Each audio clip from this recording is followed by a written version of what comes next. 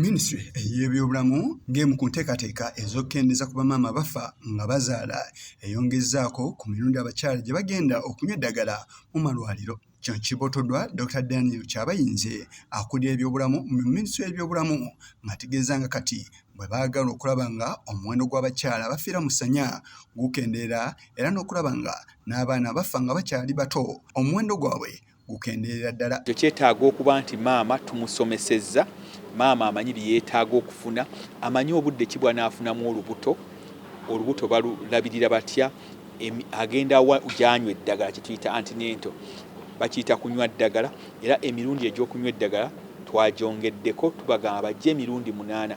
Kapti buli lw'omanya nti ofunye olubuto tofaayo b'oli wa myaka emeka, jangu gwe kasita omanya nti ofunye olubuto.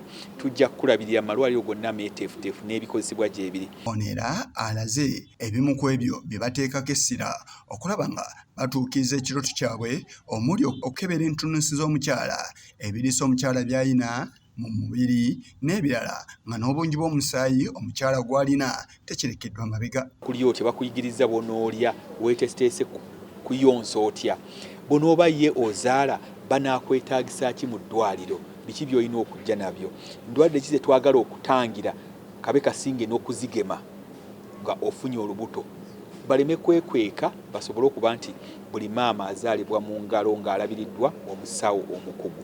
Abantu balekeraawo okuzaalira mu byalo oba mu bintu mu bifo ebitali bya lukale bye tutataddeewo, okuzaalira mu ba TBAs tetubyagala. Kyabayinza era asabye bannakazadde b'eggwanga abazaaliddeko mu malwaliro okusikiriza bannaabwe nabo okugeeyunira nti kino kijja kuyambako mu kutuukiriza ebirooto byabwe. Sinzira bye tuzze tulaba, abamu tebaagala batya okujja mu malwaliro kubanga olumu gw'omulundi gwabwe ogusooka okujjako mu ddwaliro. Abamu batuuka eyo nga bye balaba mu ddwaliro si bye badde balabeeka.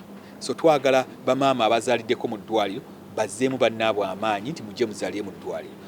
Ddwaliro bajja kusaba amasuuka osanga obusanga obadde togayina. Ojja kusanga nga wonna weeru nga gy'obadde oyagala okubeera ebyeru tebiriyo. Naye twagala tuteekewo enteekateeka nti buli omu nga bw'ozze eddwaliro wadde niba litemagana litya, abasawo boogere bulungi naawe osobole okutuuliza. Wabula era agumiza abazadde bano nga gavumenti bw'etadde ebikozesebwa mu malwaliro nga bya bwereere era nti bageeyunire. Kino akikwasaganyizza ku basawo abajja ensimbi ku balwadde nga bagenza okufuna obujjanjabi, n'alaga nga n'omuwendo gw'abannakazadde b'eggwanga abafa nga bazaala bwe gukendedde. Ogw'abakyala abafa nga bazaala omuwendo gujja gukendeera okusinziira ku gye tubadde tulaba emyaka 2 okuva emabega, nti kati tuli ku muwendo gw'abakyala 187 buli baana 10,000 egizaalibwa. Kitegeeza nti waliwo ebikyabulamu naye tukoze olugendo luwanvu tutambudde. Omusaayi gweyongedde okulabika, abasinga okufa bafa lwakuba bavuddemu omusaayi mungi. Omusaayi gweyongedde okulabika, amalwaliro agazimbiddwa abazadde gye basobola okuzaalira geeyongeddeko, ate gayongedde okutuuka okusemberera abantu. Abakungu ab'enjawulo okuva mu Ministry ey'ebyobulamu nabo basomeseza bannamawulire ku kye basaanidde okussaako essira awamu n'okubajjukiza obuvunaanyizibwa bwabwe mu kutaasa bamaama abafiira Mussanya. Who develop a complication in one or the other. Maybe they get excessive bleeding, maybe they are unable to push normally, maybe their blood pressure rises, or they get another form of complication while giving birth.